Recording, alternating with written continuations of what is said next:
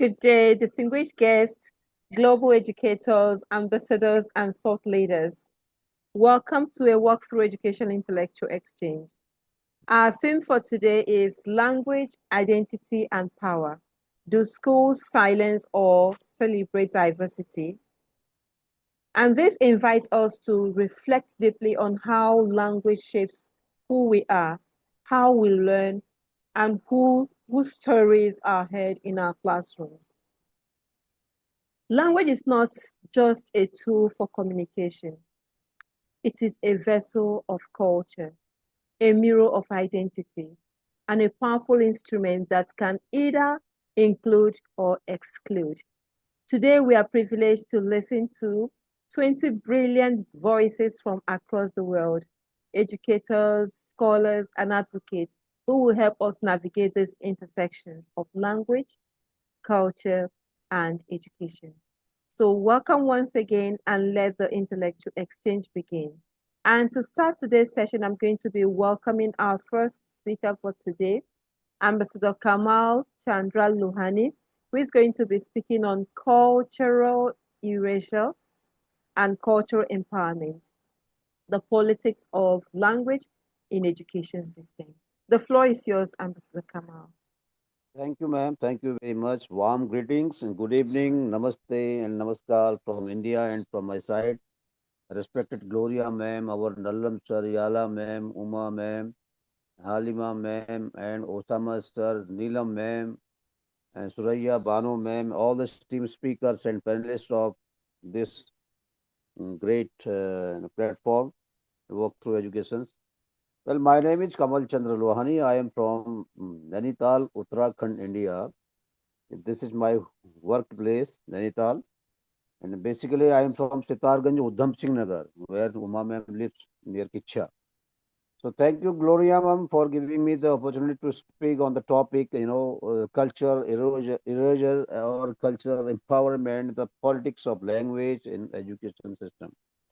As far as language is concerned, we regard language as our mother. So language is our mother. Whether we speak Hindi or English, whatever. If we Indians take Hindi as our mother tongue, mother, so in the same way, we English language, other French language, they are our, just like Masi means mother's sister. And language is more than just word. The language is the medium of communication. We can express our feelings, our emotions with the help of language. It is the voice of our identity. The way we speak tells the story who we are, what we are, and where we come from, and what we value. Through language, we express our culture, our emotions, our feelings, our belonging. Language is also a power. It has energy. It generates, it creates energy. Just take the example of any word. So it will create energy. Language is also power, and it can unite people, it can divide if we use wrong words, it can include, it can exclude.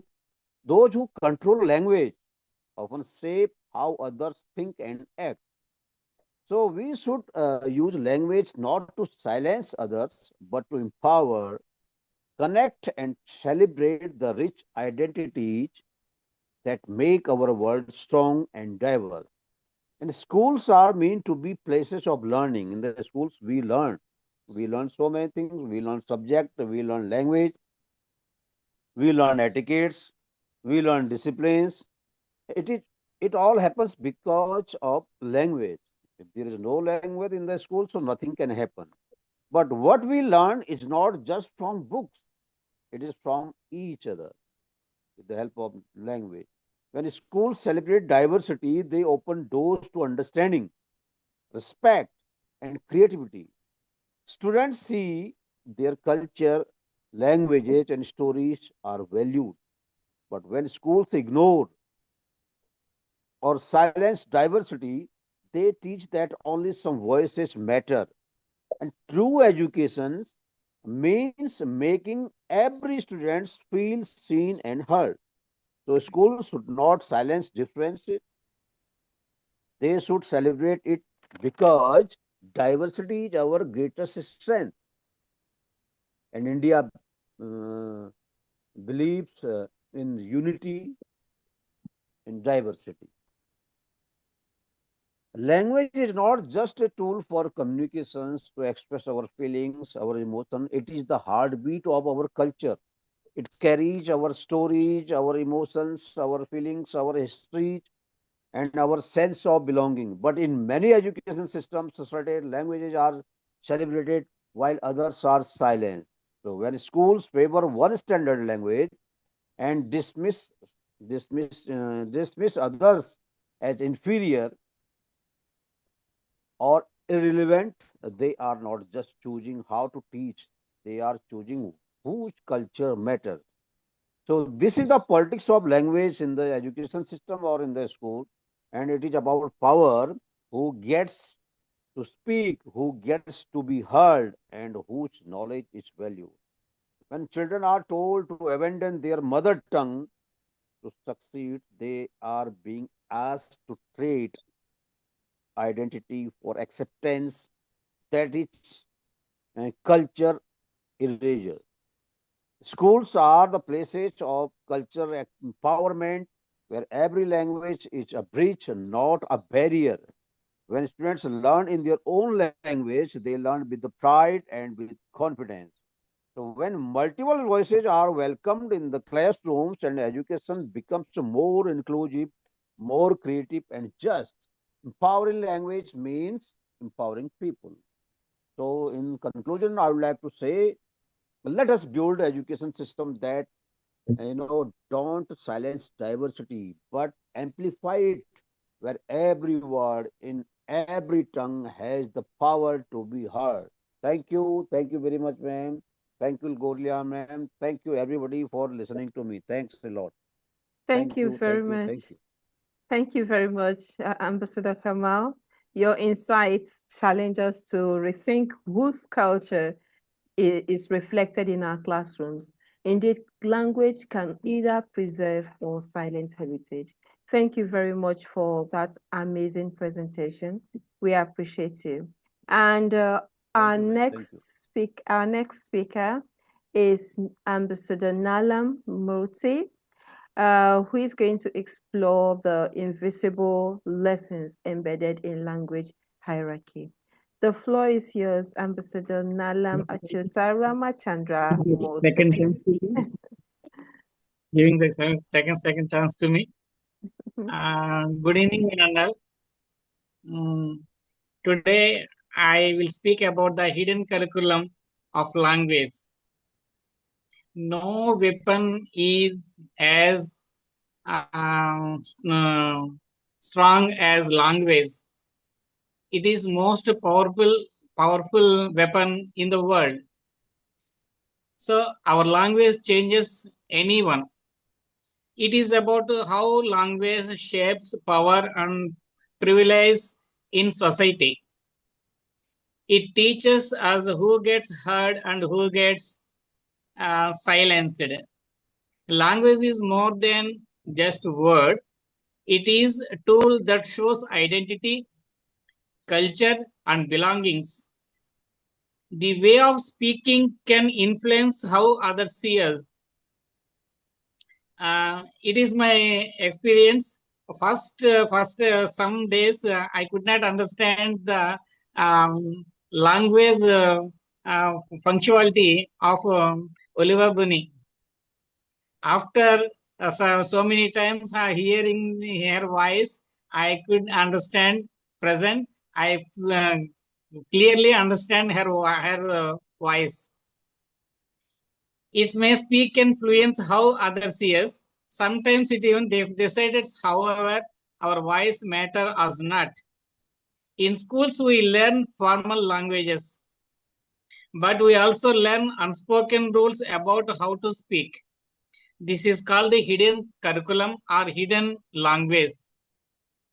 It silently teaches us how voice are valued more. Students who spoke the dominant language are often praised. So, this is the main quality of leadership. Their ideas are easily understood by the teachers. They feel confident to share and lead the society. Their language gives them power in the classroom and also in the society. Students who spoke regional or minority languages face challenges. In our India, so many languages are there. At present, 34 languages are identified. Sometimes teachers correct them harshly. This makes them feel small or embarrassed. Languages can include or exclude the people of the society. It can open doors or close them. When one kind of speech is seen as right, other become wrong. This is how many voices get silenced. The hidden curriculum of language is not written in books. Some languages are not in books. It is learned through the daily life and from the society. It happens when we value an accent over another. It happens when we laugh at sometimes way of speaking. But in workplace, it pattern continues. People who speak fluently in dominant language get prominented. These ideas are taken seriously in meetings and also in the groups. Others are often ignored or underestimated with the help of the language. Sometimes the happen in media, in politics, leaders and celebrities speak an certain accepted language or certain accepted words. Their speech becomes the model for success. Those who speak differently are left heard. So this is the main cause of hidden language. So technology can help bridge the language gap. Translate tools and online learning build consents. They make it earlier to learn now and new languages. They help more voice to be heard globally. So let us all become mindful and meaningful speakers and listeners. Let us value every voice and every story. It is my opinion, ma'am. So once again, I thankful to one and all in the group. Thank you. Thank you.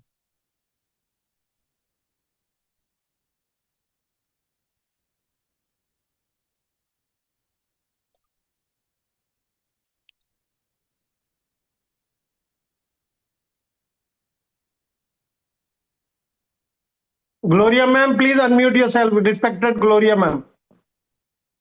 I forgot. I didn't know that I was muted. Sorry about that. Thank you very much for reminding me.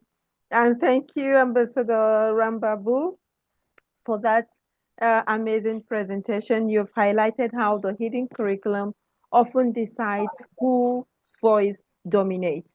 It's a reminder that silence in classroom is not always voluntary. Thank you very much for that. We appreciate your presentation. And I'm going to be welcoming our next speaker for today, Dr. Mohamed Osama. Dr. Mohamed Osama, are you there? Yeah, ma'am. Okay, so Dr. Mohamed Osama will take us into the digital world, examining how technology reshapes linguistic power. The floor is yours, sir. Very good morning to all. As it is the 26th year we are celebrating about the super cyclone in Odisha, and it is the preparedness day for the disaster management in India. I pay homage to all the people who were died during that super cyclone in 1999. So language, as per my topic, Language is a word that is derived from the Latin word lingua, that means tongue. From this, I always tell about such things that how could I tell my tale in this strange land? I speak a tongue they do not understand. So from this, I started. Some people say that language is a medium of expression. What is being expressed is called a language. When a speaker expresses about what he has already thought earlier and what is being listened to the listeners, it is called language. But in my opinion, as per my opinion, the expression that is created in the mind of a speaker but not expressed by him is also a language. It is being created in the minds of the students, but they are so fearful that they are unable to speak in front of the teacher. That is also a language. So it is very important for a teacher to learn about such language of the students which has not yet been spoken, but has been created in the minds of the students. It is the main thing that we should have to think about the students who are silent. They are sitting silently, but they are speaking in their minds. They are fearful in the classrooms. They never speak a single word, but they have potency. We have to create such atmosphere. We have to recognize the inner inner thought of the students, and we have to make them speak. And today, as per the topic, the relationship between language and identity. In the first place, language is an essential aspect of human communication and plays a crucial role in shaping someone's identity. Our use of language reflects and influences our culture, ethnic, national, and personal identities. It is through language that we express our thoughts, emotions, and experiences, and it's a key element in how we connect with others and from social bonds. Therefore, it will explore the multifaceted relationship between language and identity, examining how language acquisition, variations, gender, minority status, and power dynamics contribute the construction of one's identity. Identity refers to the characteristics, beliefs, values, and experiences that define an individual or a group. It represents various aspects such as cultural, ethnic, national, personal, and social identities. Language as a fundamental mode of communication is intricately intertwined with these different dimensions of identity. Language serves as a reflection of cultural identity, capturing the shared values, traditions, and beliefs of a particular group. The vocabulary, grammar, and expressions used in a language often reflect the cultural nuances and experiences of its speaker. In the poem, What is a Name, written by Gianni Rose, the author shares a powerful reflection on the significance of one's name and its connection to identity. The poem highlights the importance of respecting and honoring the names that people are given, as they are an integral part of their identity and culture. At last, I conclude in this line that as a teacher, as an instructor, we must have to think and recognize the inner language of the students, which has not yet been spoken by the students. And we have to make fear-free atmosphere in the classroom. Thank you all. Thank you. Thank you very much, Dr. Osama. Your insights are very timely. As we go digital, we must ensure that technology does not create new forms. Sorry about that. I had to turn off the timer.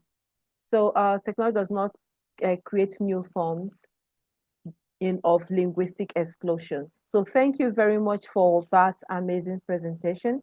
We appreciate you. And I'm going to be moving on to the next speaker for today, Ambassador Uma Aria. Ambassador Uma Aria, are you ready? Yes, ma'am. Okay, the floor is yours. Good evening, everyone. Good evening, Ambassador Uma. Thank you, ma'am, for giving me this opportunity to speak over here. So already Kamal Lohani sir and Nalam sir and Osama sir has told what is the value and what is the main role of the language in our education, how we are shaping the student with the language and how the language is helpful.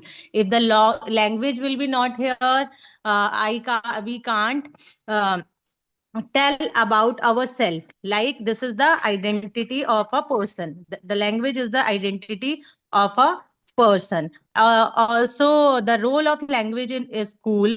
Language plays a central role in the teaching, learning process. It is not only our subject to study, but also the medium through which knowledge, values, and culture are shared. Medium of communication when we are talking to each other, when we are explaining ourselves, so we also use languages. That is why the medium of communication is the language. It is also the tool for learning. Every subject, whether science, history, or maths, is learned through language. Without language, a student cannot read, write, or express what they know. Career of culture and identity. Language reflects a student's cultural background and personal identity. When school respect and use different languages, they make every student feel valued and included. Promotes thinking and creativity also. Language helps students think, question, imagine, and express their thoughts. Creativity through poems, debates, essay, or discussion also. Build social harmony also. By learning different languages, a student develop respect for diversity and learn to communicate across communities, promoting unity in diversity. Also, my today's question is, ma'am, question also I explain here, ma'am. Pardon? The, yes. Do school silence or celebrate diversity? Yes, Yes, the yes, yes. diversity role play.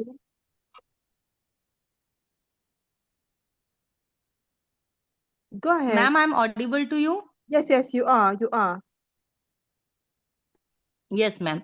So today's my question is that do school silence or celebrate diversity? Yes, school play a role in shaping young minds and social values. Ideally, they should celebrate diversity by respecting different cultures, language, abilities, and perspectives through inclusive education, multicultural activities, and equal opportunity. School can teach students to value difference and promote harmony. However, in many cases, school still silence diversity. Sometimes unilaterally, and strict curriculums, uniform codes, and one size fits all teaching methods often ignore culture, linguistic, or social economic differences among students.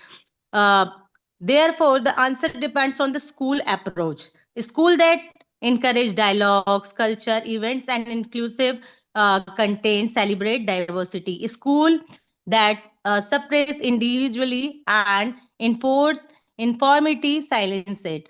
So to truly celebrate diversity, education must go beyond tolerance. It should teach acceptance, respect, and empathy for diversity.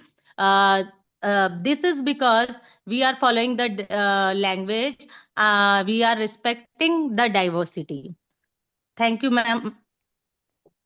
Thank you very much. Now that was an explicit presentation, and your presentation is very inspiring. You've captured the essence of empowerment, helping students move from silence to self-expression. Thank you very much. We appreciate your presentation.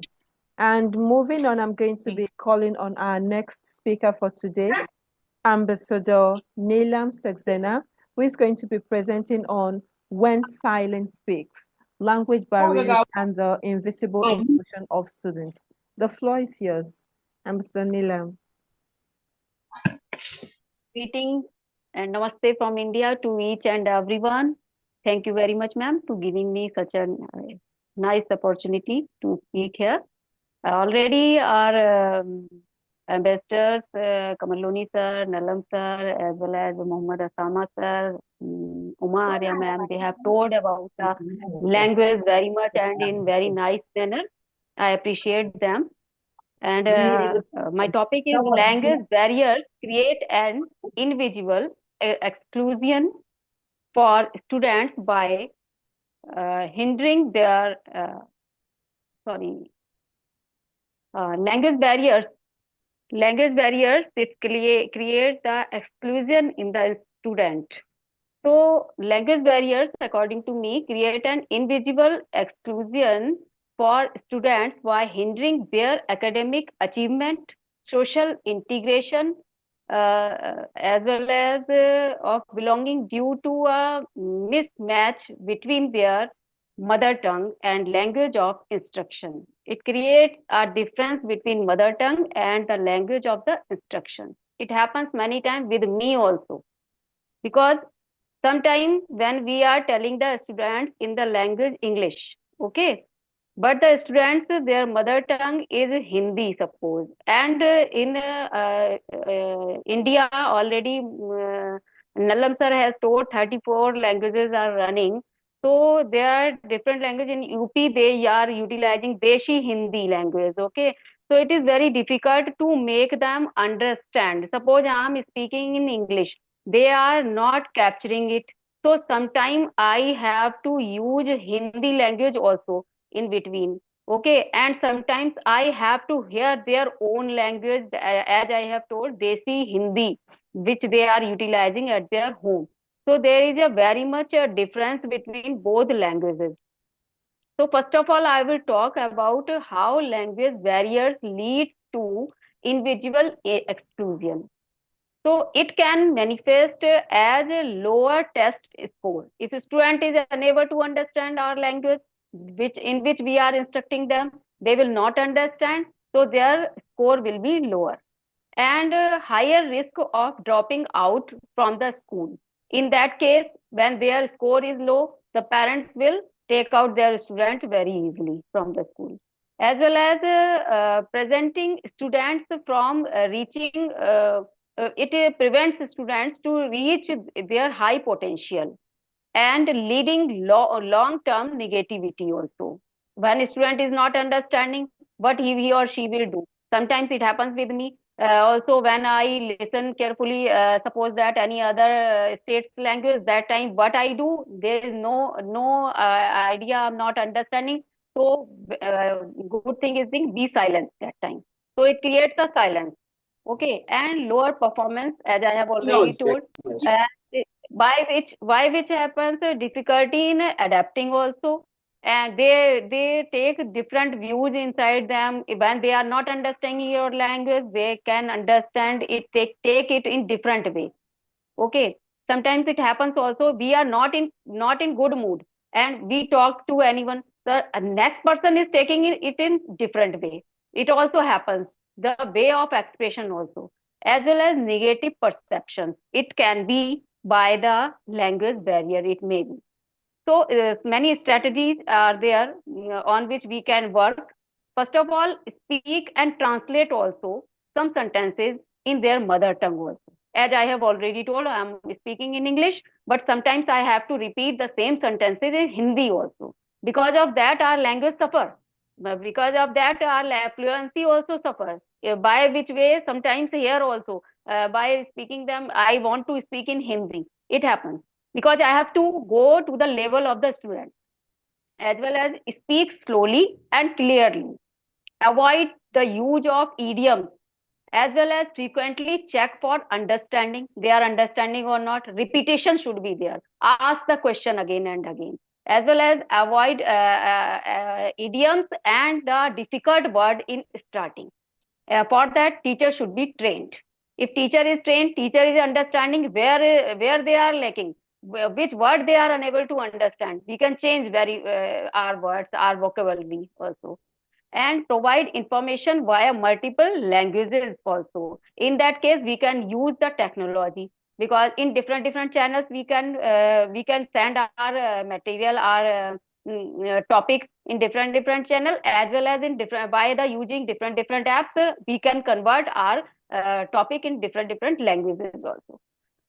And one more, be patient. Sometimes they are not understanding, that time we have to be completely patientful, because we should know they are unable to understand, they are not understanding our thing, how they can respond, and we are losing our patient. It is not good thing. These things the teacher can do. And by using one more thing I want to tell, it is my own experience, that previously I was not aware about the Punjabi language, about the some specific words of Urdu language, but this time I know how I can represent that. So we should always take interest to understand and learn the different language, because we are the teachers. Thank you very much. Thank you, ma'am. Thank you very much, Ambassador Neelam, for encouraging us to listen more deeply to our students and to our environment, to hear the silent voices in our classrooms. Thank you very much. We appreciate your presentation. And I'm going to be welcoming our next speaker for today, Ambassador Nahid Raza. Ambassador Nahid Raza, who is going to be speaking on language as liberation, redefining equity and voice in the classroom. The floor is yours, sir. Outstanding topic, very close to my heart. And this topic becomes even more essential when I see people having command over the languages, right? So, outstanding group of people. I salute you all, right? So, today subtopic given to me is redefining equity and voice in the classroom, right? We need to accelerate and amplify such topics, because we are ultimately facilitators. If children are silent, they are not speaking, so what are we doing? What is the meaning? And what are our responsibilities? So, my sincere salutation to our CEO and leader, Gloria ma'am, for bringing about such outstanding, relevant, appropriate, and effective topics, which indeed make us even better educated and teacher. Redefining equity and voice in the classroom means centering marginalized perspectives, sharing power with students, and designing learning that intentionally amplifies all voices, especially those historically, I repeat, historically overlooked or underrepresented.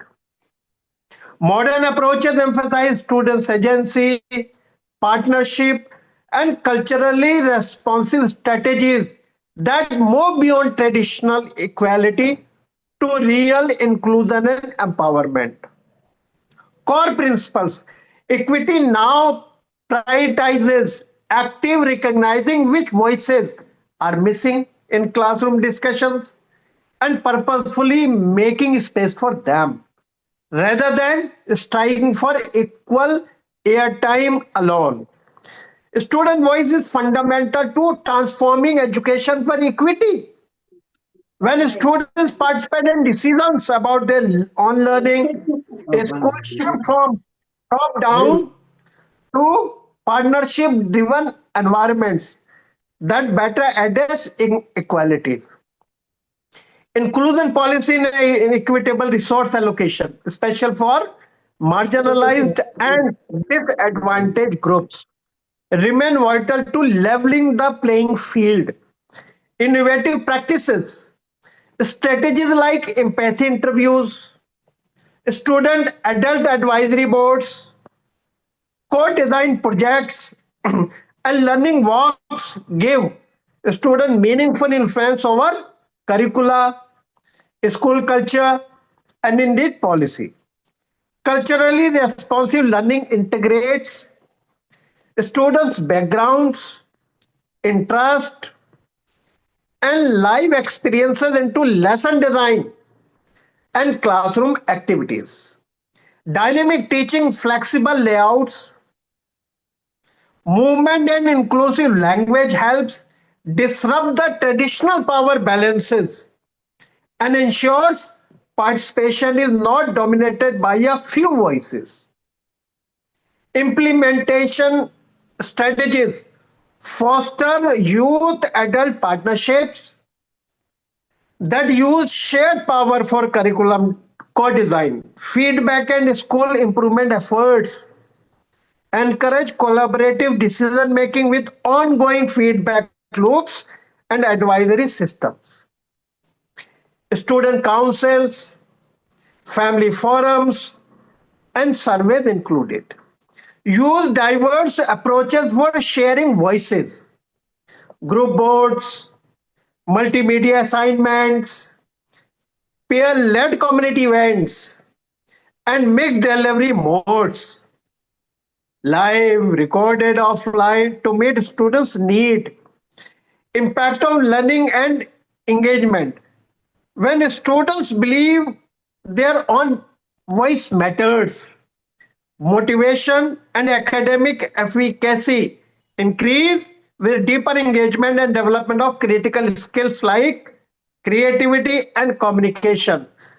Right? So, overall, we need to redefine equity and voice in the classroom. My sincere salutation and gratitude to our leader, CEO, founder, smiling face, hardworking workaholic, Gloria ma'am, and all the participants who have aired their view. Thank you.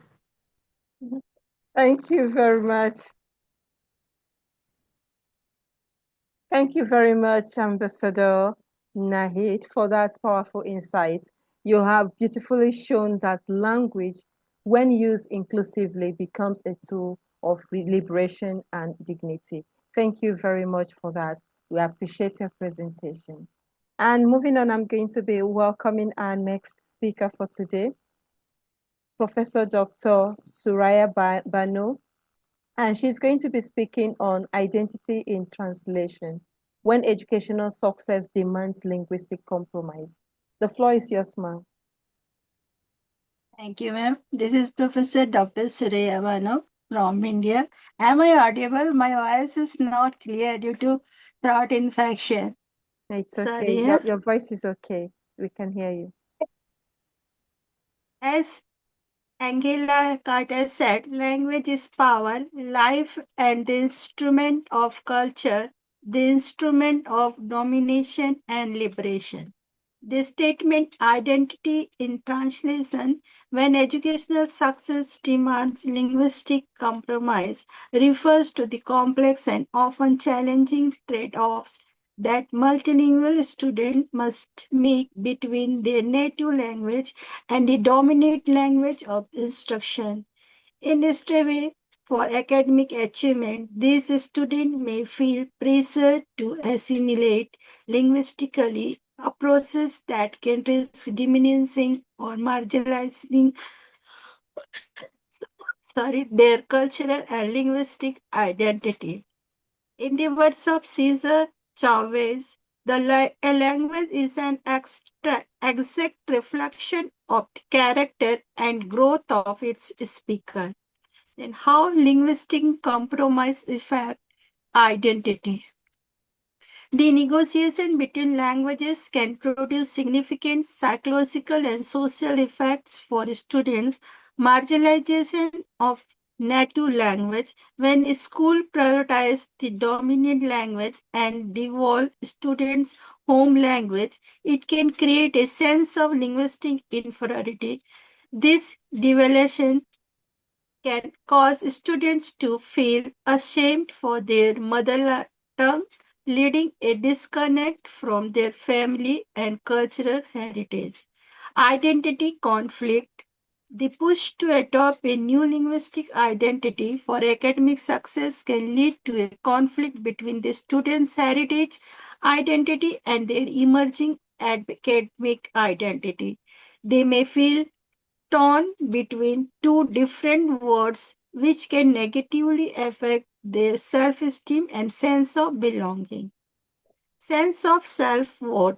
For many students, proficiency in a prestigious language like English is seen as a key to opportunity. This can lead them to associate a particular language with higher status and intellectual ability, which shapes their self perceptions. Those who struggle to gain proficiency may feel excluded or isolated. Code switching and negotiation. To navigate their complex linguistic reality, students often engage in code switching, moving between languages depending on the social context. This is not just a communication strategy, but a way of actively negotiating their identity and managing their belonging to different social groups. Next one is systematic factor contributing to the compromise.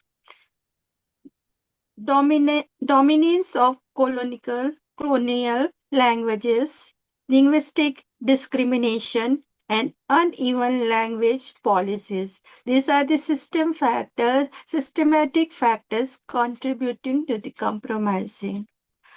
Next, acknowledging and affirming linguistic diversity. To counter the negative effects of this linguistic compromise, research suggests educational practices should shift towards a more inclusive assess-based approach, like support for heritage language.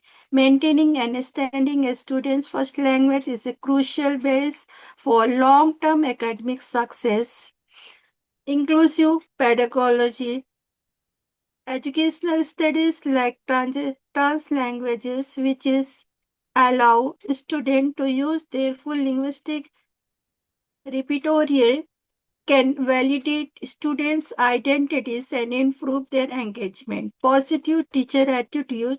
When teachers value and affirm the linguistic diversity for their students, it helps to create an environment where students feel comfortable expressing themselves and their cultural backgrounds. Multilingual educational policy. UNESCO and other international organizations advocate for multilingual education policies that create equitable system for all learners. These policies recognize the value for linguistic diversity as a resource rather than as an obstacle. As Ludwig Wittgenstein said, the limits of my language mean the limits of my world. Now I conclude, when educational success requires students to compromise their native language through translation, it creates a complex relationship with their identity, while the acquisition of a dominant language provides access to opportunities. The pressure to conform often leads to identity conflict, feeling of alienation, and the potential loss of cultural heritage.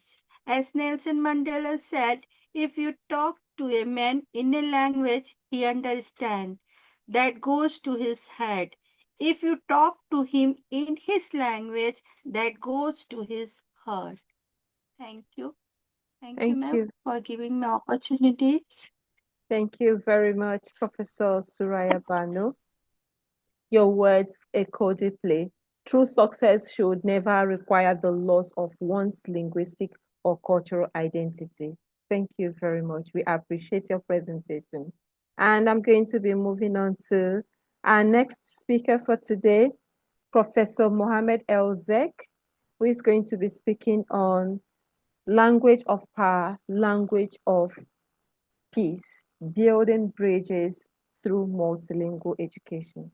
The floor is yours, Professor Elzek.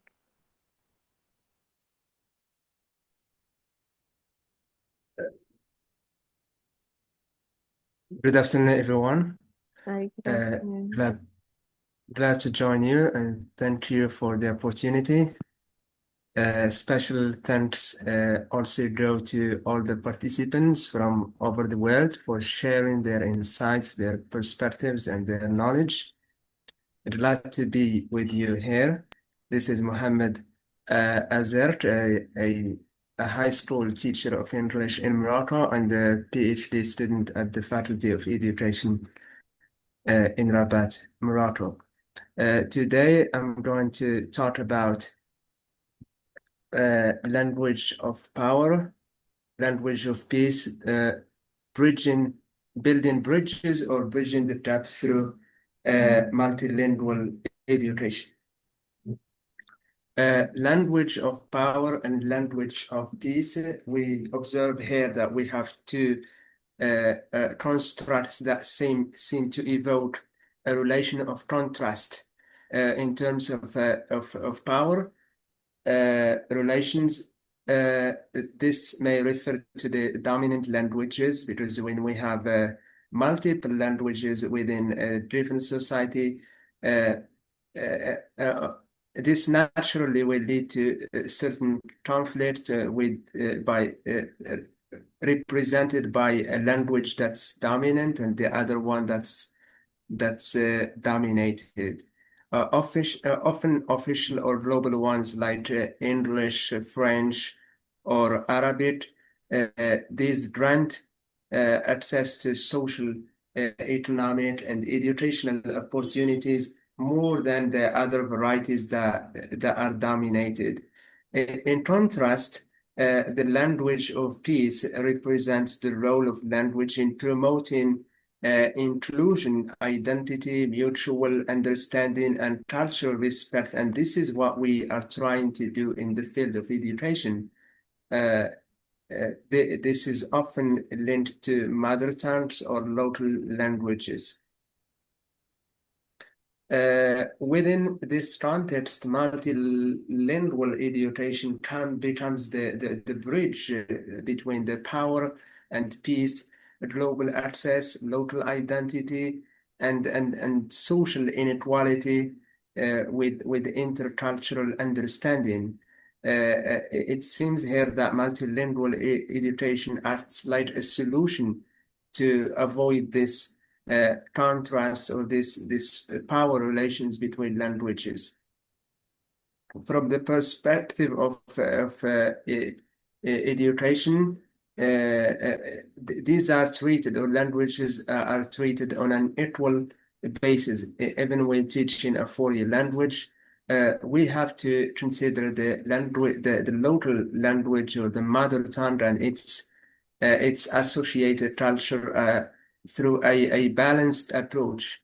We have to decenter ourselves from the target language and to act as neutral.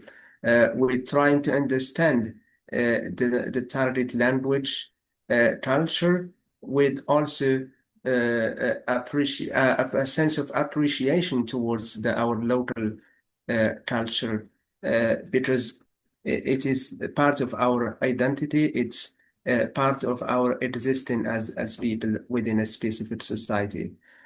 From an empirical perspective, it seems that reasonable that research should contribute to bridging the gap between the sources of contrast in the constructs I highlighted, language and power in relation to language and peace. Of course, within the framework of multilingual education. These include, or some of the topics or themes that could be approached from an empirical perspective can include linguistic equity and justice, mother tongue-based multilingual education. We should not see the mother tongue as something that is taboo or something that should be avoided while teaching a foreign language, because this has been frequently mentioned in the literature. But research has proved in some areas that mother tongue could also facilitate the process of learning a foreign language. Other topics include language, or areas include language and social cohesion, decolonizing education and knowledge, translanguaging, and inclusive pedagogy. Broadly speaking, it's worth highlighting that language can divide or unite. It depends on how we use it. If we promote multilingualism, we make peace for both empowerment and understanding. We recognize the importance of global languages while also respecting and valuing local mother tongues. Thank you so much. This is all from my part. The floor is yours. Thank you very much, Professor Mohamed Elzek, for showing that inclusive language education builds not just knowledge, but peace. Thank you very much. We appreciate your presentation. Thank you. And I'm going to be moving on to our next speaker, Ambassador Oluwabumi Anani, who is going to champion the cause of linguistic reclamation in Africa education. The floor is yours, Ambassador Oluwabumi.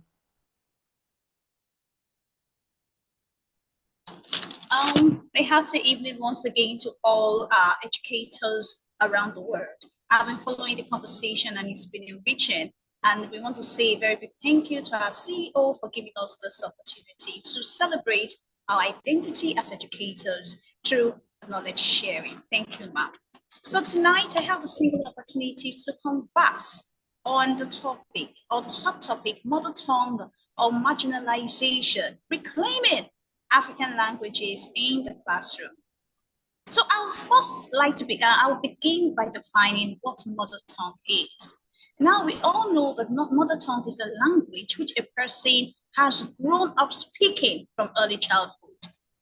Primarily, it is on two levels, the direct mother tongue and the acquired mother tongue. Now, the mother tongue of orientation is the one that has been acquired directly through parental connection, the language of the parents, the mother tongue of the mother, the mother tongue of the father. We read that each way. Then the second indirect one is the adopted language that is uniformly used in the family, adopted as a means of communication within the family, at the nuclear family level and at the extended family level. Then there is a communal mother tongue. The communal mother tongue is the language or the dialect adopted by the community for ease of communication. Either way, the mother tongue can actually be a representation of what he or she has acquired directly from his parents, or it can be adopted. However, every child has a language that connects with his soul, with his spirit, a language that awakens he or she primordially, that is linked to the psyche of that child. So any language that awakens the inner person of a child is his or her mother tongue. Having established this background, there is need for us to look at something, the neglect of the mother tongue. Why is it that when we go to schools, the mother tongue is relegated? It is subsumed. We talk about diversity. Of course, in a school, a lot of children come to school from diverse backgrounds, from diverse ethnicities, and certainly representing diverse dialects or diverse mother tongues. But the modern school does not give opportunity for the expression of each individual child's mother tongue. The child is imposed upon, a language is imposed upon the child, and oftentimes it's either the English language or let us say the lingua franca of the country, of the national identity of the country. Now, why have we neglected the use of the mother tongue? I will refer to two major reasons why it appears as though the mother tongue has been relegated, has been swept under the carpet. Number one is the impact of colonialism. Colonialism came and then we had to embrace education. But embracing education does not necessarily mean the neglect of our mother tongue. But oftentimes, owing to the fact that the lingua franca adopted nationally, especially in a multiple linguistic environment like Nigeria, for example, the English language now represents the lingua franca of every Nigerian, despite the fact that a country like Nigeria has more than 1,550 languages, ethnic languages in the country. Now colonialism. Then number two is elitism. Elitism, a situation whereby people see the lingua franca as the language of elitism, the language of sophistication, and so they sweep the mother tongue under it. Now, having identified the two reasons why the mother tongue is neglected, we now look at the negative impact of mother tongue neglect. If we continue to neglect our mother tongue, the language that our children are born with, the language of their land, the language of their soul, the language of their emotion, what do we stand to lose as a people, especially as Africans and wherever we find ourselves? Whether you are from India, wherever you are, there is a mother tongue that has battered your identity. So what is the negative impact of neglecting our mother tongue? One, we stand the risk of losing our history. Embedded in every dialect is the nuance, the culture, the past, of a people. What makes them a people? What makes them to be identifiable? So when we limit the use of the mother tongue, or when we sweep it under the carpet as though it never exists, we lose risking our history as a people. Then the second negative impact is the gradual loss of collective and individual identity. Of course, when history is erased, when the next generation cannot trace the roots of their identity, they stand a chance of losing who they are altogether. And that is what gives back to identity crisis. They are neither here nor there. And that affects them in their psyche because they are looking for who they are. Now, another negative impact is inhibited creative expression. There is a way you think. When you think in your mother tongue, it is different from the way you think in the English language or in the lingua franca. The thinking is different. The creative ability is deeper. When you think and reason in your mother tongue, little wonder when children are taught, the basic education in their mother tongue, they learn faster. They are more creative. They are more critical in their thinking. They are able to connect theory to practice. They are able to create and innovate from an original standpoint. Why? Because they are thinking from a baseline that is authentic, that is original, and that is inhibited. And finally, I would say that if we lose our mother tongue, then we are limiting linguistic acquisition. When you compare a child who has been able to learn his or her mother tongue early, that child has a cognitive ability to acquire other languages. But when you compare to the child who has no mastery of his or her mother tongue, that child struggles to acquire even the lingua franca that is spoken day in, day out in the school environment. Such is the power of mother tongue, and such is the risk we face when we neglect in promoting the use of the mother tongue, especially in our classrooms. So how do we reclaim African language in the classroom? First of all, we need to rename history. I know that in most schools we offer history, children offer history, but can we change the name history to African history? Can we be more specific? Can we narrow down the study of history in our classrooms to our own particular nomenclature, our context, African history? Secondly, can we study literary texts that preserve and remind us of cultural nuances? Books like Things Fall Apart, books like the interesting narrative of the life of Olaudo Equiano, books that remind our children that their mother tongue is alive, their mother tongue is authentic, their mother tongue is real, and their mother tongue is not archaic. Let us bring back our literary texts that promote our culture, especially our language. C, let us make it compulsory for students to learn their own language. Any child who is in our school must be able to speak their own dialect. Then let us create one day in the week where students and teachers speak in their mother tongue. For instance, from Monday to Thursday, students can speak in English. But when it is Friday, everyone should speak in their mother tongue. It doesn't matter whether everybody understands it or not. There will always be two people who speak the same mother tongue. Then let us encourage drama and stage plays conducted in a code mix or fully in the mother tongue. Now, last week we had our cultural day where our children presented stage plays in their mother tongue. That is how to cultivate a remembrance and a promotion of the mother tongue in the hearts and psyche of our children. Let us organize cultural activities where students showcase their culture and freely use their mother tongue. And of course, let us write textbooks in our mother tongue. And so I want to challenge all of us here tonight. Let us go beyond speaking our mother tongue to encouraging it in our schools and even take the lead in writing a textbook in our mother tongue. That way, we will be reclaiming African languages in the classroom. Thank you very much for this opportunity, and we celebrate Africa. And every language represented in a walkthrough education, you are unique. Our identities are unique, and we will promote it through education. Thank you very much. Thank you very much, Ambassador Oluwabumi. Your call to revive indigenous language is truly a call to restore our cultural confidence and pride. Thank you very much for digging deep into that. We appreciate you. And I'm going to be calling on our next speaker for today, Ambassador Dr. Sarika Kumari. Are you there?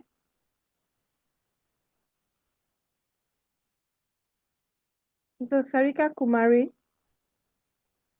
Okay. Yes, ma'am. Yes, ma'am. Okay. So Dr. Sarika Kumari invites us to listen to a universal language, the language of empathy. The floor is yours. Thank you, ma'am. And good morning to, good evening to all of you. And namaste from India. Namaste. The language of compassion, teaching. Hello. Yeah, Hello. with you. We are with you. Go ahead. Yeah, thank you. The language of compassion, teaching emotional literacy beyond words. Good evening. I am truly thankful to Gloria ma'am to giving me such opportunity to speak on meaningful theme, language, identity, and power in India. Mahatma Gandhi once said, "The best way to find yourself is to lose yourself in the service of others." And that service, my friends, is the language of compassion. Today in our classroom, we teach alphabet, equations, and grammar. But do we teach empathy? Do our children understand the silent language behind a friend's tears or the courage behind a smile?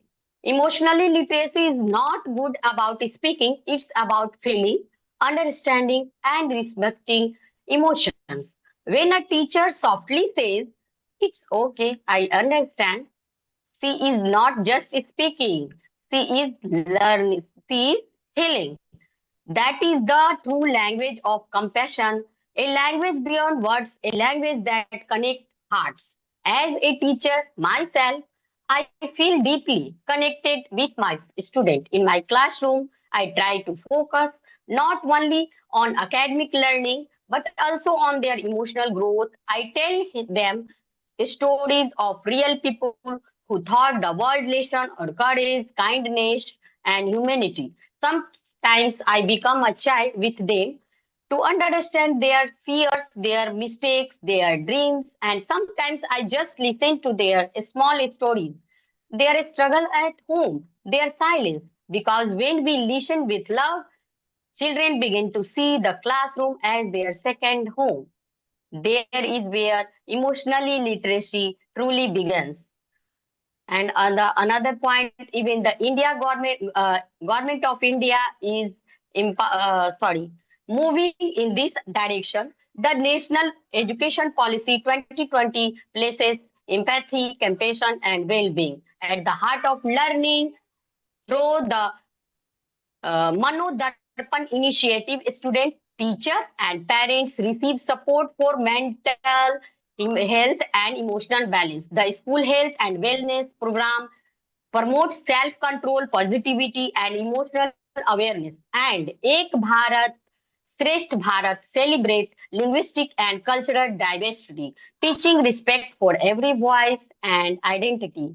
All these programs remind us that education should not only build brilliant minds, but also beautiful hearts.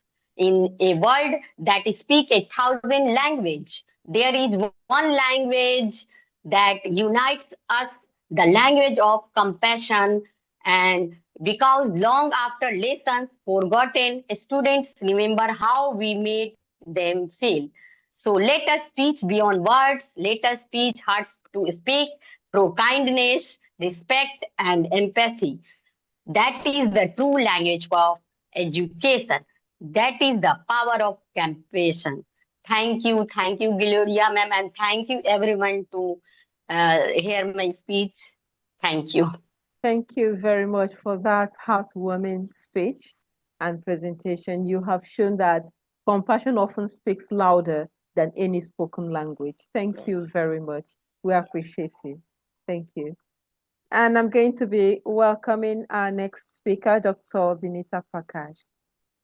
Dr. Binita, are you there? Yes, ma'am. Yes, ma'am. Okay, the floor is yours. Good evening, everyone. And thank you, ma'am, for giving me an opportunity to share my thoughts upon such a nice topic.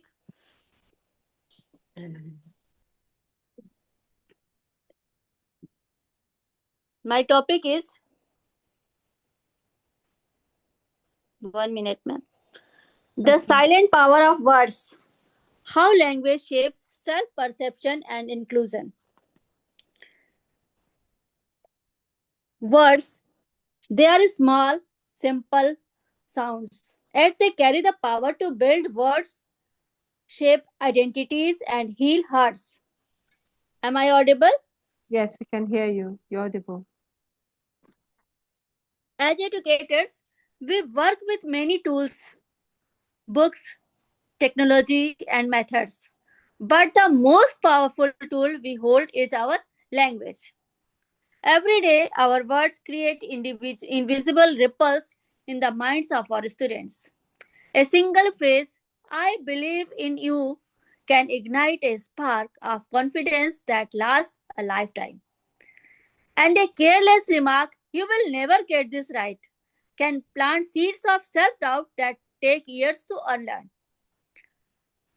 Psychologists remind us that the way we speak to our children becomes their inner voice. Isn't that profound? Our tone, our language, our expressions, they slowly become the voice our students carry within themselves. Through our words, we either teach them to say I can or make them fear that they never will. Language also has the quiet power to include or exclude. In a diverse classroom, words become bridges or barriers. When we honor a student's home language, celebrate their accent, or take pride in their cultural expressions, we are saying, you belong here. Your identity matters. But when we mock, correct harshly, or label a child as weak or slow, we build invisible walls that push them away. Inclusion doesn't begin with policy, it begins with empathy. It begins with how we speak. One of my favorite memories as a teacher is of a little girl named AWTE. She was quite shy and often hesitant to speak in class. One day during a storytelling activity, she tried to narrate in broken English. The class giggled and she stopped midway. I gently said, "AWTE, your story is beautiful. Tell it your way. English can wait." That day she finished her story, slowly, nervously, but completely. Weeks later, she started helping others tell theirs. Years later, she wrote me a letter that said, "Ma'am, your words give me permission to be me." That is the silent power of words. We may not always see their impact, but they live on, echoing in hearts long after the bell rings. As teacher, we must remember our language shapes more than lessons, it shapes lives. Let's replace "you can't" with "you can try." Let's change "you failed" into "you are learning." Let's use words that nurture courage, not fear. The philosopher Ludwig Wittgenstein once said, "The limits of my language mean the limit of my world." So let us expand the words of our students with words of faith, kindness, and inclusion. And as you return to your classrooms, remember the beautiful words of Maya Angelou. People will forget what you said. People will forget what you did. But they will never forget how you made them feel. Let your words make your students feel seen. Let your language make them feel valued. Let your speech remind them every single day that they matter, they belong, and they can. Thank you very much, ma'am. Such a nice topic. I love this. Thank you to everyone. Thank you very much, Dr. Binita Prakash.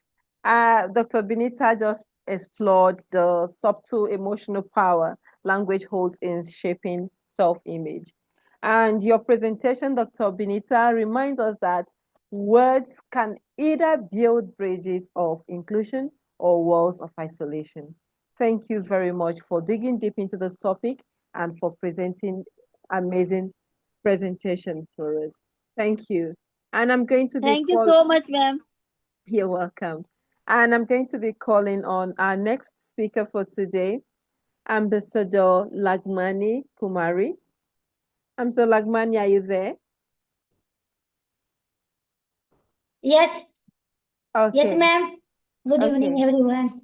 Good evening. The floor is Respected yours. Gloria ma'am, Rania ma'am, and Kamalwani sir, Nais sir, Rambabu sir, and everyone. Today, my topic, the feminization of language, how women's voice are formed and filtered in education. Good evening, everyone.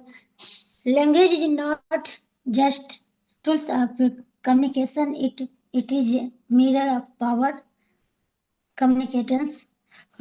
When we talk about the feminization of language, we are talking about how women's voice and shifted up sometimes silent by the word structures and the system around them. In education, the becomes especially visual.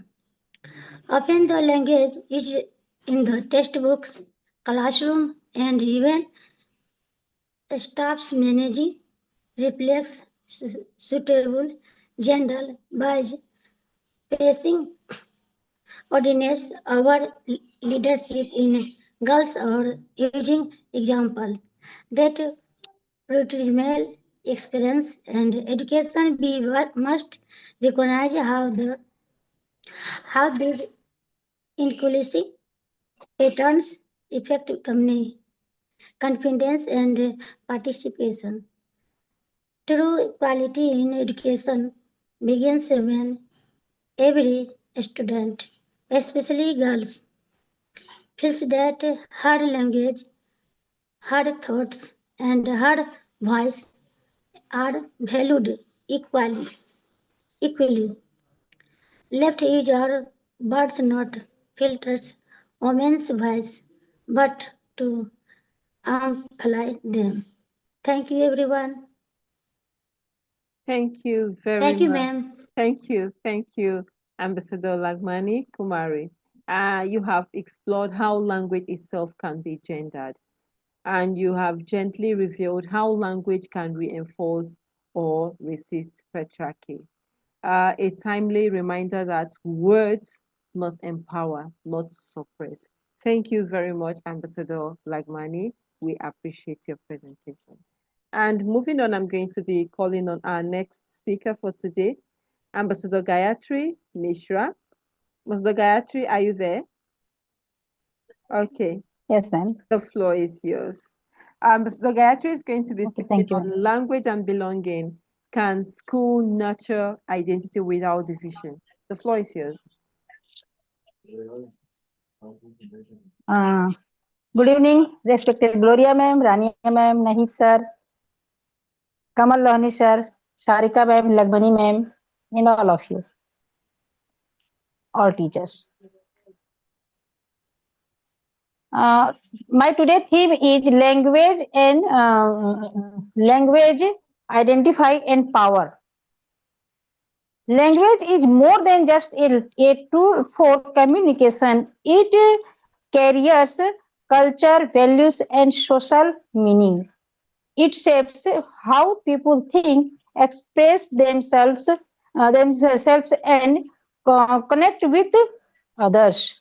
And identity, our identity, who we are, is often expressed and formed through language. The way we speak reflects our background, community, and experience. Language can unite people with similar identities or separate them from others. And power, language can also be a source of power. This who control or promote a career, language or way of speaking often hold social or political authority. For example, colonial powers impress their language on others. In school or workplace, speaking a standard language can give people more opportunities. Minor language or can be reducing the power of their speakers. Language shapes identity and both are like to power.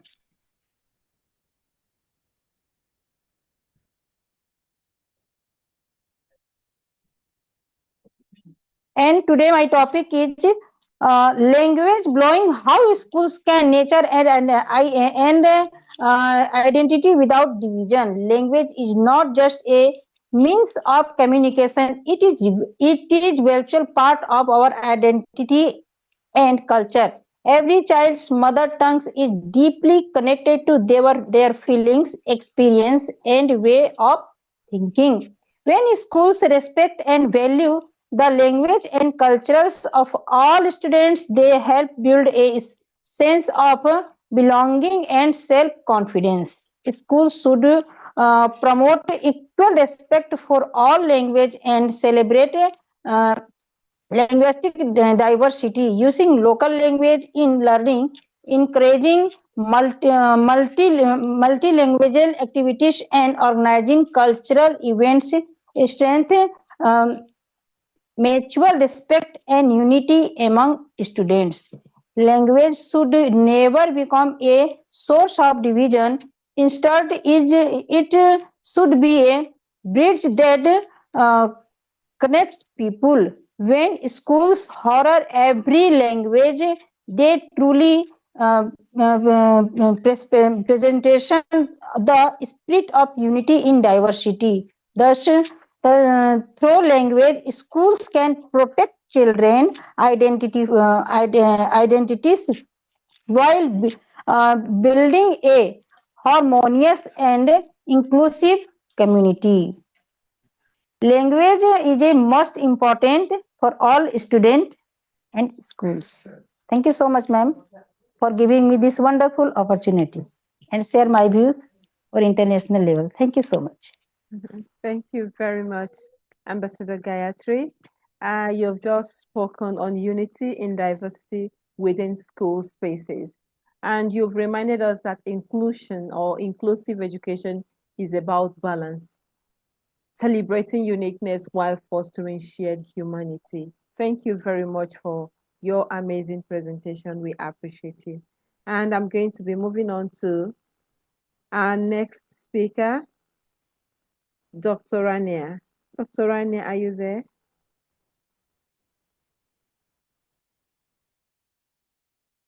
All right. While she joins us back, I'm going to be welcoming Ambassador Halima Saida.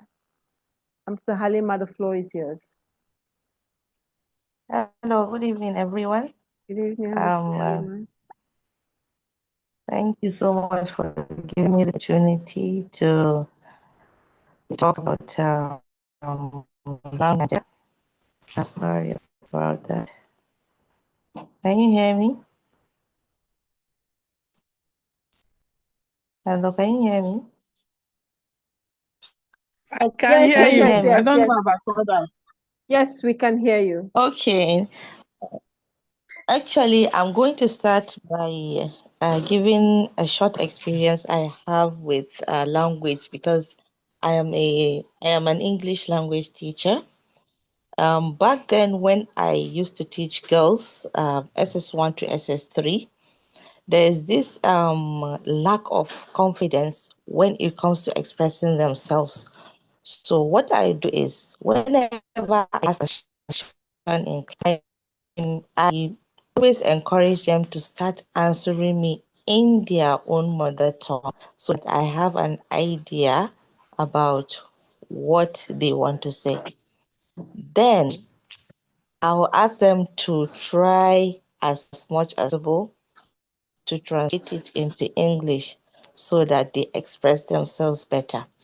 So by doing that, I discovered that they have lots and lots of ideas that it even surprises me sometimes because they keep giving me ideas upon ideas about a particular lesson I teach.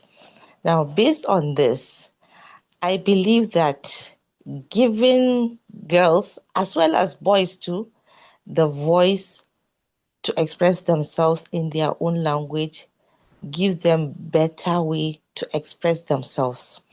Now, after I left the school where I taught girls and I became accustomed with boys only, I started adopting this idea.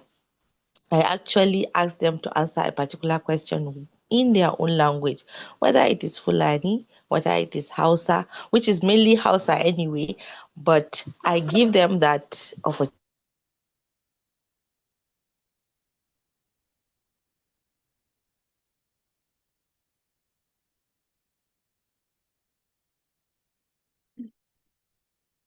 Oh, it's her network, I guess. I can't find her anywhere here. Oh, yeah. Okay, I'm going to call on Ambassador Ahmed Meto to take over the floor. Mr. Ahmed, are you there? Yes, dear professor, thank you so much You're welcome. for giving me this opportunity to talk today. So my topic is about language, identity, and politics of power, who writes the educational narratives. So as we all know, education is never neutral. Behind every textbook, classroom rules, curriculum choice, there are voices, some heard and others silenced. So I would like to reflect on how language, identity, and power intersect to shape those voices and determine whose stories education tells. So first of all, let's define these key concepts, starting by language. Language is not, it's more than just words or a means of communication. It is the expression of culture, history, and belonging. It shapes how we think and how we are seen by others. In schools, language of instruction often determines who succeed and who struggles. When one's language dominates, it can unintentionally silence the richness of others. The second concept, identity, it's the sense of who we are, shaped by our language, cultures, and experiences. In education, students build their sense of self through what they learn and how they are represented. When their language or culture are ignored in the classroom, their sense of belonging can be weakened as well. Politics of power. This refers to the systems and decisions that define whose knowledge matters. It's about who controls the curriculum, who designs textbook, and who decides what good education means. These choices are not purely academic, but also they reflect social and political and historical power relation. To illustrate this more, most curricula used today reflect the languages and culture that dominate the global sphere of economy, military, and media. For example, English and French and even Spanish hold prestigious position in many countries, including North Africa, where they are seen as gateways to power, progress. These languages shape not only education but also include other fields like politics, administration, and so on and so forth. As a result, they become deeply rooted in the curriculum, often at the expense of the local languages and identities, which are marginalized or viewed as less valuable. For example, in Morocco, here we have different languages like Amazigh language, which is the indigenous language, Arabic, but unfortunately, they are still marginalized at the expense of foreign language, like especially French, because Morocco is colonized by French. So what? Now the question is, so what? We know that we recognize this clear bias toward dominant global languages. It becomes our responsibility as educators to act as an agent of change. We need to adopt inclusive and equitable teaching methods and strategies that value and integrate different languages, perspectives, and culture, as well as in identity, ensuring that every learner feels seen and respected. So to achieve this, as teacher, we should embrace multilingual and culturally responsive teaching. For example, we can encourage students to share their experiences, tradition, opinion about different themes. We can as well adopt, especially in science subject, we adopt translanguaging instead of just teaching by the dominant language. For example, French, you can adopt translanguaging using mother tongues and so on. Use example stories and material from different cultures. Also include using inclusive curriculum design, select textbook and resources that represent diverse voices and avoid stereotypes. Also, adopt collaborative and participatory learning in which learners work together, and maybe these learners are different groups, are different groups and from different identities and languages. Also, teachers are encouraged to involve or take a part initiative or to be involved in a professional development that focus on intercultural and inclusive pedagogy. Classroom environment should display this multilingual science posture and create a safe, non-judgmental space where students can express themselves freely, celebrate cultural events to foster appreciation and respect, promote critical awareness, discuss with students how language, identity, and power are connected in society, and help them recognize that all languages and identities are equally valuable and none should be seen as superior. Also, integrate assessment practices that are flexible, fair, and do not disadvantage non-native speaker or marginalized group. So all in all, it is our responsibility as educator to engage all learners to help them participate, cheer, and shine in the classroom, regardless of their linguistic and cultural background. By doing so, we can overcome the challenges posed by traditional classroom structure that often limit student voices who are from marginalized group. Thank you so much, and I appreciate for giving me this opportunity today. Thank you very much, Ambassador Ahmed. Your presentation is powerful. You've made us question who defines knowledge and whose voice history preserves. Thank you very much for that. We appreciate your presentation. Thank you. And I'm going to, is Ambassador Halima back? Ambassador Halima, you can continue.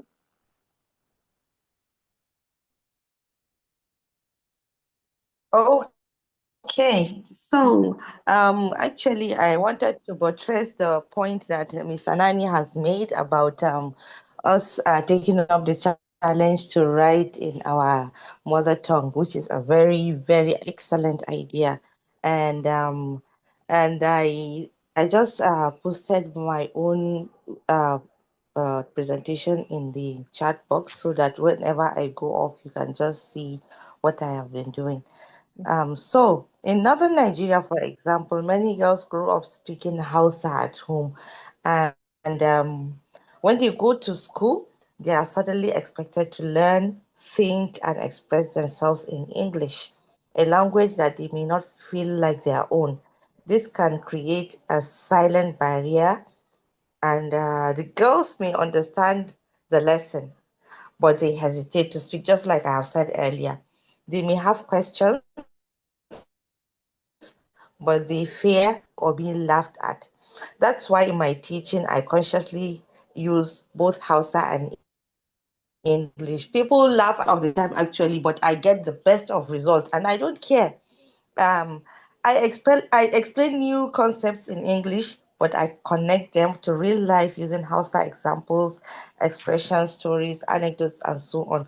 So all in all, what I am saying is that language, our native language, our mother tongue, or whatever we call it, cannot be separated from education, and it is slowly creeping into the curriculum because wherever we find ourselves, whether in a rural area or urban area, we find ourselves relating to our own language, whether they are girls or boys, but mainly girls because they are the ones that are known to shy away from learning or being confident in class, in school, among their peers, or being in front of people to do wonderful things.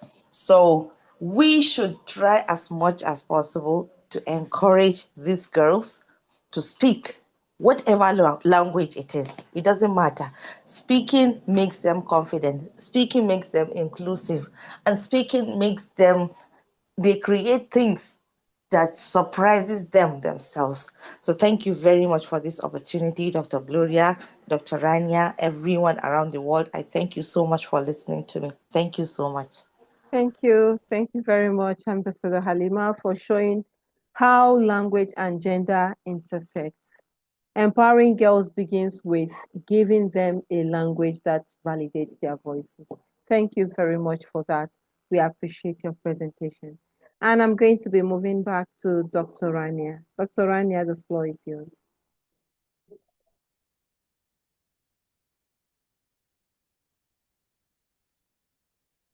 Okay, good evening, everyone. Actually, my schedule has totally changed because we have a change of, the hour twice a year. So in 2016, we are now 3.5 hours behind India. So it's very difficult. I don't know how we'll handle to join on time from now on. Anyway, okay, my topic today is it's focusing on how linguistic diversity shapes cognitive development and global competence. This multilingual and, of course, interconnected world, the ability to navigate multiple languages and language systems is, of course, a practical asset. And at the same time, it touches the very foundations of how we think, how we reason, how we engage across cultures. So linguistic diversity has profound implications for cognitive development and global competence. So we're going to see how this contributes to cognitive flexibility, metalinguistic awareness, and the cultural skills, why it matters for global citizenship, and how educators and policymakers can leverage its potential. For example, a child growing up in a home where two or more languages are spoken, so multilingualism, or a society where children are exposed to several languages at school, or neighborhood, or community levels, or educational environments where children may switch between language varieties, for example, dialects or sociolects, depending on context, and typological differences between languages, for example, structural grammar or phonology, and how this shape linguistic experience. So linguistic diversity, it's not only about the number of languages which are spoken in a society, but it's about the variability in language use, dialects, register, the multilingualism, the bilingualism, and the social context in which different languages interact. So what are the benefits? The benefits that we talk about enhanced executive and attentional control. All research studies show that children who are multilingual, remember these studies when I was very, very young, I was a child, all these children who are exposed to multilingual stimuli or to linguistically rich environment, they often show enhanced performance in tasks of attention, working memory, and cognitive control. And at the same time, what we call metalinguistic awareness, because this linguistic diversity encourages children to pay attention to language.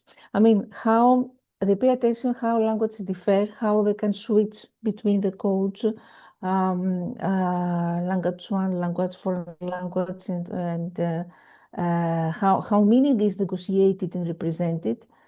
And this metalinguistic awareness, this means thinking about language as a system, correlates with better literacy outcomes because children become more aware of the structural features of language, how meaning is built, and how languages map onto each other. At the same time, we talk about better cognitive flexibility and creativity because when children learn multiple languages, however they navigate these environments, they often must switch between linguistic systems or inhibit one language while using another, monitor which language is appropriate in a given context, and sometimes translate or interpret across languages. So these processes align with cognitive flexibility and creative thinking. I remember that many studies would say that bilingualist children are smarter in some cases in attention, said before, in the multitasking and in creativity. And it's about also emotional and social cognition benefits because linguistic diversity exposure is linked to more nuanced emotional and social competencies. Multilingual individuals often show greater sensitivity to social issues, better intercultural adaptability, stronger emotional competence, in part because switching languages often involve switching social frames. Of course, we talk about global competence. Global competence is related with linguistic diversity because this contributes to intercultural sensitivity, communication flexibility, the metalinguistic and cognitive readiness, and the sense of belonging, the identity, the linguistic empowerment. The practical implications of this, of linguistic diversity for education and policy have to do with how we should promote multilingual environments, not be afraid of them. Value all multilingual children's home languages as resources and not deficits. Try to design classroom. I know this is not happening in reality. tasks where children can switch between language, integrate more metalinguistic awareness, and support linguistic diversity as equity and empowerment. Thank you. Thank you very much. Thank you. Thank you, Dr. Rania, for showing how linguistic diversity enriches cognition and global confidence. Every additional language indeed opens a new window to empathy and innovation. Thank you very much, Dr. Rania. We appreciate you. Thank you. And thank you everyone that joined us today. Please, the floor is open. If you have any question or anything to add up to what we've presented today, just feel free to do so. You have just 1 minute for your speech. The floor is open.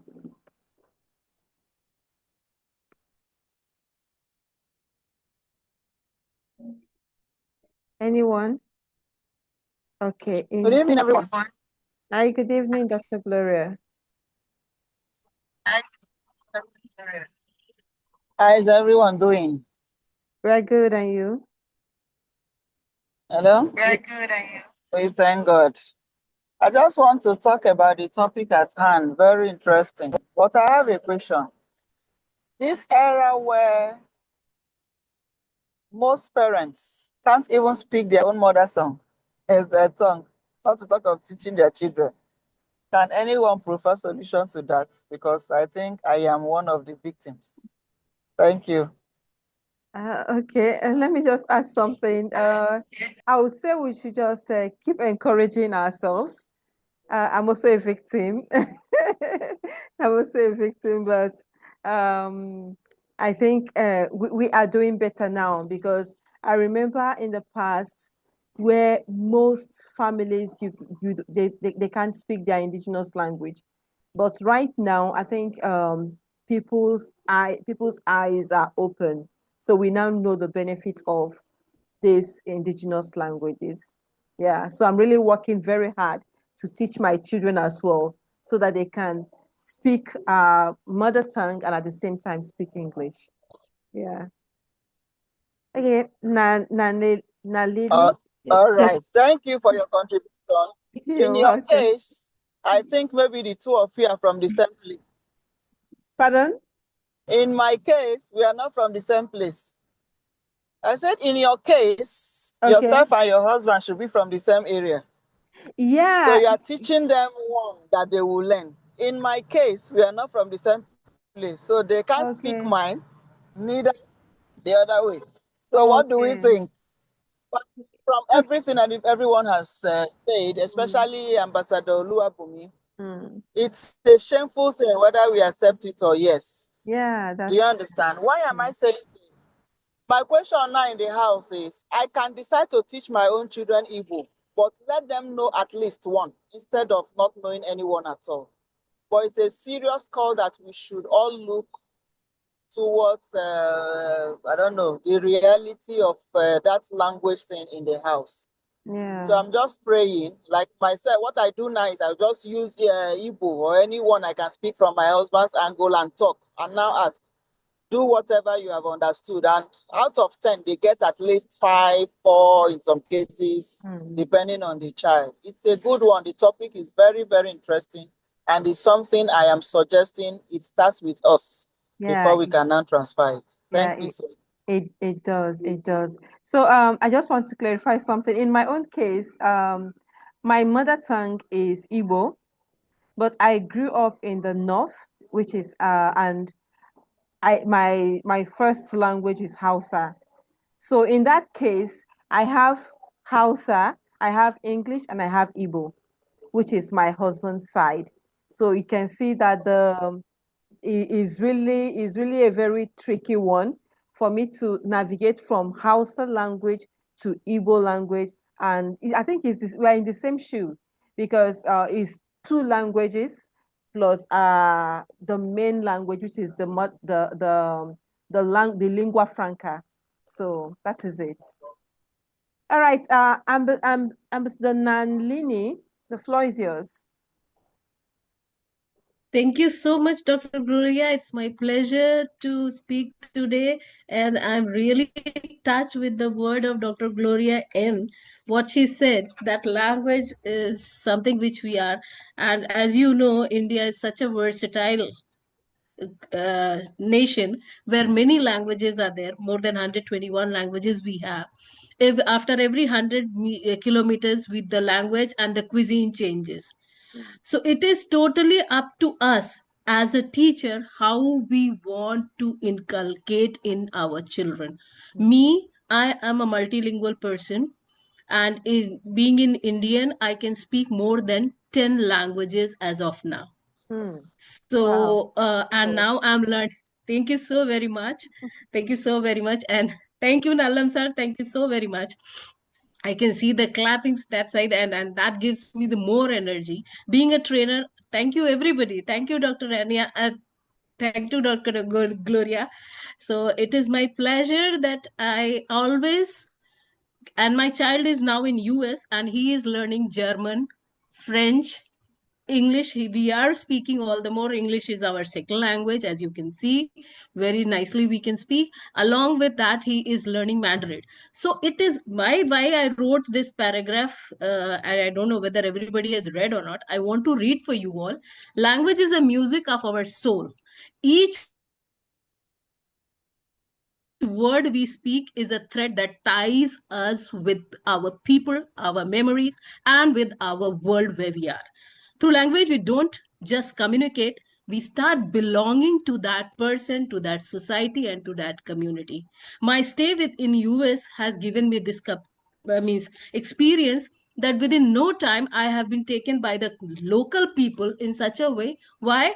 Because I was able to communicate and my gestures were speaking what they wanted to listen. So if we inculcate this habit in our students, that please learn the languages, because language is just like music. The more you will listen, the more you will learn, and the more you will learn, the more you will speak, the more the practice will happen. So this is the only thing which I wanted to pass on to my people. I really appreciate Dr. Gloria, and I salute you for keeping us always on our toes to keep doing the good. Thank you so very much. Thank you very much. Thank you very much. We appreciate you. All right. So I'm calling on Ididion. Mr. Ididion, the Nalini floor is madam, yours. Nalini madam, good evening. Okay, good evening, Our everyone. Good ex evening. Prime Minister P.V. Narasimha sir speak 11 languages. So you need another one language. You are also to our ex Prime Minister P.V. Narasimha sir, ma'am. Thank you. Thank you, sir. Thank you. Sure, I'll do it. All right. Thank you. So, Mr. Ididion. All right, good evening, everyone. Hi, good evening.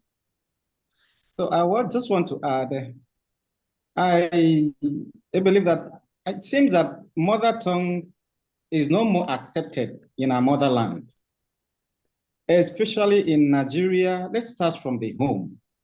In our family, most parents name their children English names. They don't name them the local names. And they don't speak the local language to them. They don't speak the mother tongue. Even in the rural community, parents are communicating with their children with English language. And this English language is people's language. We adopt it and speak more than the owners of the English language. In schools, a lot of children, especially in the rural community where I am, a lot of children cannot speak English. They learn. And most of the time, personally, I have to mix the English and the local language so that they understand. And I realize that when you use the local language, they will flow with it. And if you ask them questions, they will understand very fast with the local language. They cannot express themselves with the English. And then I ask, why do we have to make English compulsory in our schools? Why don't you choose one day to teach all the subjects in the local language so that because it seems as we not value our local language. So I want to say teachers should teach both in the mother tongue and in English, the lingua franca, since it is what government wants. And also, I want to say that when a child is not allowed to speak the mother tongue, that child is being deprived of things. And for parents that are speaking maybe different languages, they cannot speak the local language, and then maybe they have the husband is from another place, the wife is from another place. I want to say the children cannot learn. But if you declare one day and say, today we are going to speak local language, anyhow you speak it, we will understand. And that is how we will learn. I think they will learn, they will pick up from there. If we continue to do it, maybe every week, set up one day, okay, we want to speak local language today, no English today. I think they will learn. And then also, I want to say, I happen to be someone that attended school in a different place from my own place. Where I studied in Igbo land, but I am an Efik person. We don't speak the same language. Each time I open my mouth to speak, it seems people will be laughing at me because of my intonation, because of the way I speak. They don't seem to accept my own language. They don't seem to accept the way I speak. This should not be encouraged. I think language, no matter how the person speaks, no matter where the person from, should be encouraged wherever we find ourselves. Thank you very much, and good evening to everybody. Thank you very much. Thank you for that contribution. We appreciate. All right, so I'm going to be calling on Ambassador Mary to take over the floor.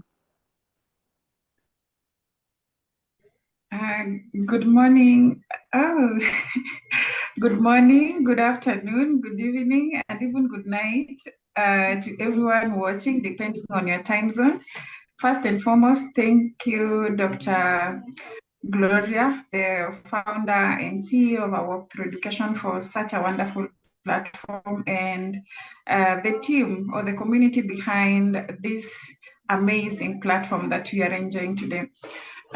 So today I want to share something that maybe few of you might know about me. Concerning the topic, I'm always an overthinker. I analyze everything anyhow. So I came across this topic and I found myself analyzing it. And now I put it in my interest. And now I was looking at a class and I asked myself, we are talking about language, identity, and power. And again, I looked at my own class. In Kenya, I think more of Nigeria, but we don't have so many languages like Nigeria. We have different languages. So in a school that I teach in, the language that I speak, that is my original language, my native language, is very different from the area where I teach. They speak another language altogether. So you find that maybe some will be speaking in Kikuyu. Those are just languages like the tribes that I'm mentioning. I'm Luo, so I'll be speaking Luo. Another person will be speaking Kikuyu. The other person will be speaking Kikamba. And now, assume you say, let's speak mother tongue. it can be a very interesting class. So I found myself analyzing this and aligning it in a very different perspective. In that, in a class, we have different people. Ambassador Ijoma, thank you. In a class, we have different learners. We have learners coming from a very humble background, and we have learners who have everything at their disposal.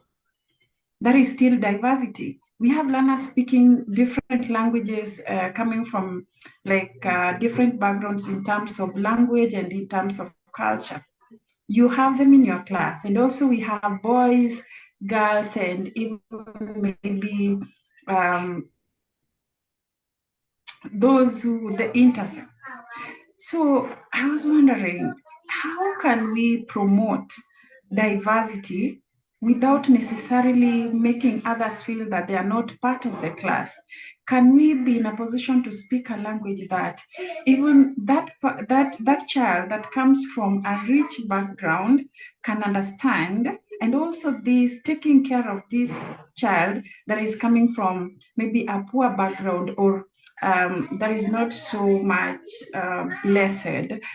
And can we speak a language that both boys and girls can understand? So it is not, okay, to me, I found a different way of now identifying the language. So if you cannot speak your mother tongue, of course, find a way of appreciating their culture. You may not encourage them to speak their language because that would be a bit messy if everyone decides to speak their language. But can we come up with maybe some activities that will appreciate their culture? So even if they speak their language during that activity, then it's part and parcel of appreciating the culture. So can we be kind enough to those who are not so much privileged? And can we also have a language that we can make the rich kids, cool kids, we call them cool kids in Kenya, understand that they are living with people who might not be in the same level that they are. So to me, that is the aspect, or that is the context I took this topic to.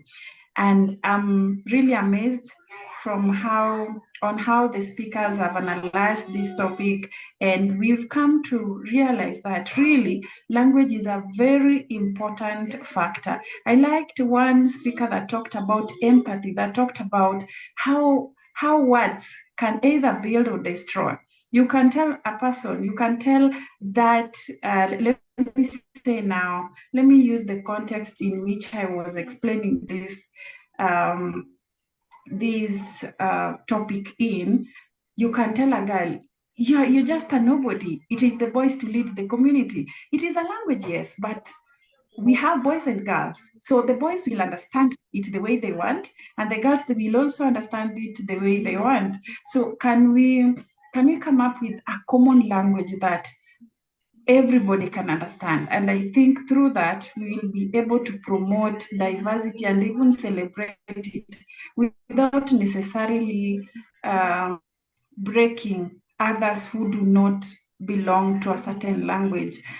And we'll be able to identify with their culture, with their community, yes, and still feel that they belong to that class. Thank you so much. I hope I make sense, though. Of course, thank Thank you so you. much for the opportunity, and thank you, everyone. Thank you, Ambassador Mary. Miss Everyone, Mary thank you. Akacha, Miss Mary Akacha. First, I appreciate your today's poster. It is very meaningful and broad meaning is there. Today's your poster is very meaningful. Thank you. Do you understand? Mhm. All right. Thank you very much, Ambassador Nalam Rambabu. All right. So I want to welcome Dr. Rania to take over the floor. Yes, yes. I have a question. If you know from your experience, I will share also my experience. I have a friend who lives, he's a Greek, but she lives in Netherlands because she got married with a Netherlands. And she has two kids, two boys. So one boy had serious problems with language, and the doctor said that the problem is that he was trying to learn at the same time English, Netherlands, and Greek. So this confused him, and actually he blocked him. So this is paradoxical because all the studies that presented before, there is studies say that actually these bilingual children or bilingual children are usually smarter, or as I mentioned before, they have better attention or working memory. So this is paradoxical. So I want to hear from your experience. Is it something finally good or bad? Because I know some cases where actually children were struggling to learn 3 or 4 languages at the same time. And finally, the level is very bad for all languages that they're all learning. I don't know what is your opinion and according to your experience. Okay, I think in this aspect, if the child learns it willingly, it flows. But if it's something that comes forcefully, that is when the child will be mentally confused. And that's where a situation whereby the child won't be able to even pick any particular language to learn. But a situation whereby the child is learning those languages freely without being pressurized, you see that it's something will just flow in smoothly, and you will be surprised how eloquent the child will be in even 4 languages at the same time. So it's just a matter of allowing the child to in this do case, it. Yes. Was the child born there? Yes, it was born there. He was born there, and it was actually immersive learning. It was a linguistic being.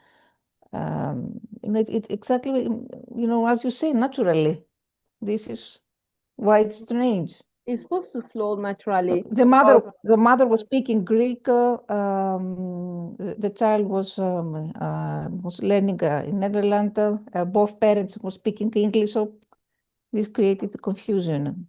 I don't know if it's good or bad finally. It's not supposed to be so. It's not supposed to be so if it wasn't imposed on him, on the child.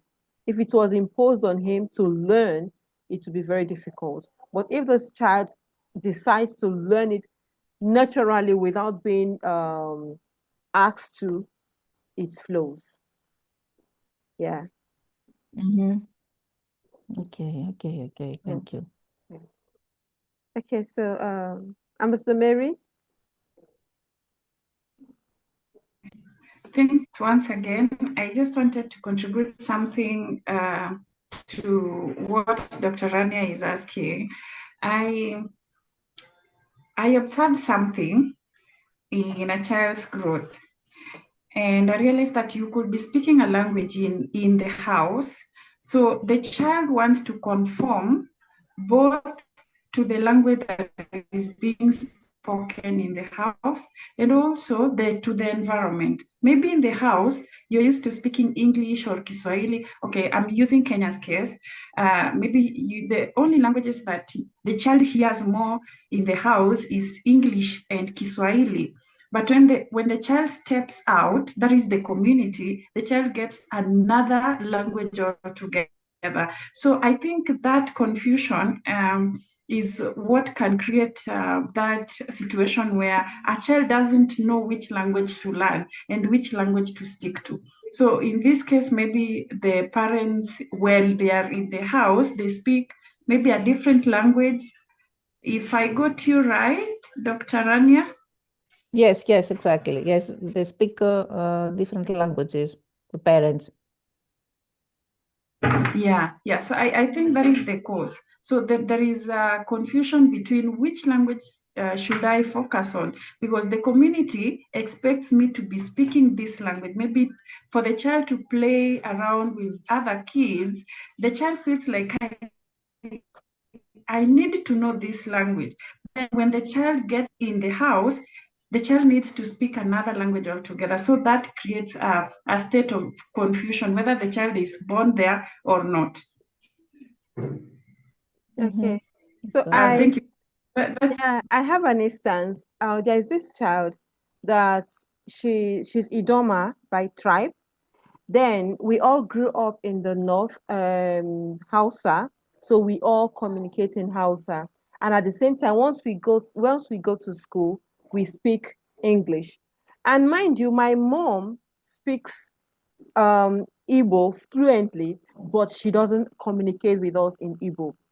Do you understand? So my dad and mom are Igbos, yes, but we were born in the north, so we speak Hausa, but they did not communicate with us in Igbo. So this is the reason why we're able to speak Hausa and English. Hausa at home and in our environment, then English at school. Then it got to a stage that when we travel to the village and we're unable to communicate in Igbo, and it was like a laugh. My parents were criticized about that, and once immediately we got back to the north, they began to communicate with us in Igbo, and we naturally flew. Then this particular family, they speak Idoma, they speak Igbo, they speak Hausa, and this particular girl is a linguist. She naturally learns these languages without challenges. You understand? I feel that is because maybe the confusion might be, oh, speak this or speak. If they make it open, they're just speaking. You're just speaking. You're not asking any child to please speak Hausa. Now speak Idoma. Now speak. Just leave it like that. Speak. You want to talk to Dr. Rani? I'll say, Dr. Rani, Abiko, bia, bia, bia, bia, bia. I didn't tell her which language. She will figure it out. Then I'll in the other aspect, I will tell Ambassador Mary, unlike Izo, she will pick. She knows that okay, I'm speaking Hausa at the same time. So with that, you are communicating. You're not causing any confusion. You're not trying to impose anything on that child. You're just doing it naturally. That child will flow naturally without being forced. But a situation whereby you say, okay, please come and speak, what language? Okay, Greece. You speak Greek. The child is okay. I'm speaking Greek now. Before you know it, the dad wants him to speak another dialect. It's going to create confusion. It's going to create confusion. It's supposed to come naturally. So that's my own opinion based on experience. I speak Igbo now. I speak Hausa. I speak English, and I'm okay with that. I never had any confusion in that process. And Tracy, on the other hand, flew as in the way she spoke Idoma, Hausa, Igbo. It was just amazing. So I think it's just something that has to come naturally. Okay, great. Thank you. Thank you for clarifying this issue. You're welcome. All right, so we've really spent today's topic is really amazing. That was why we It's spent very interesting. very Very interesting, and we learn from each other. Yeah. So it was deeply an enriching session, and from the psychology of words to the politics of language, today's discussion has shown us that language is never neutral. It carries identity, power, and possibilities. So as educators, our calling is clear: to ensure that schools are not spaces of silence, but platforms of voices, where every accent, every mother tongue, every story finds a place to belong. So to all our distinguished speakers and participants, thank you for lending your voices of wisdom and passion. Together, let us continue to build classrooms that celebrate diversity, empower identity, and humanize learning. Thank you once again. And I declare this session closed.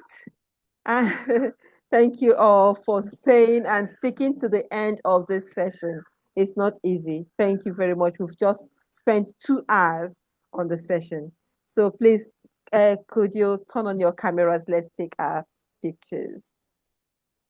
We're going to use our favorite emoji, the heart emoji, the heart unites us. So let's use it.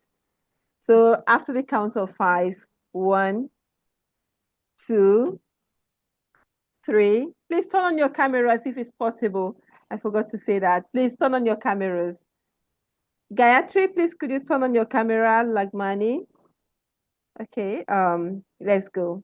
After the count of 5, I'm going to go faster now. 1, 2, 3, 4, 5. Let's go, everyone.